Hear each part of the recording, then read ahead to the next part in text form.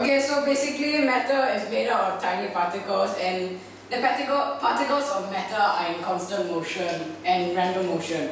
Particles of matter are held together by very strong forces.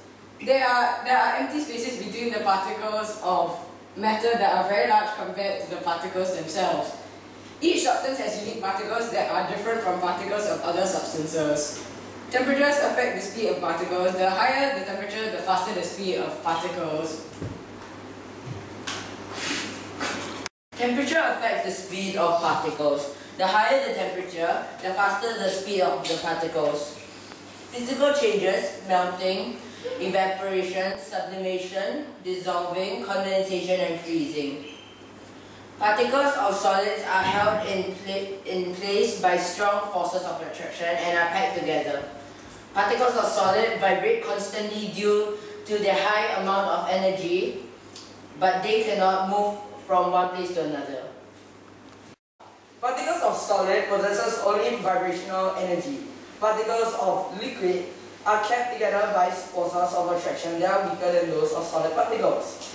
Within the walls of the container, they can move from place to place, bumping into the sides of the container and into other particles.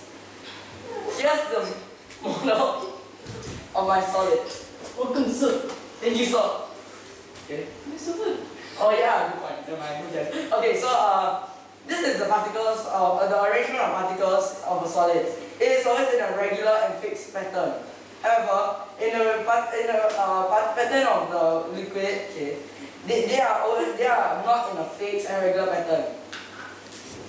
As you can see through this gas model, gas particles are held together by weak forces of attraction, therefore far apart from one another, and they have no fixed regular pattern. Particles of gases are always in a random and constant movement.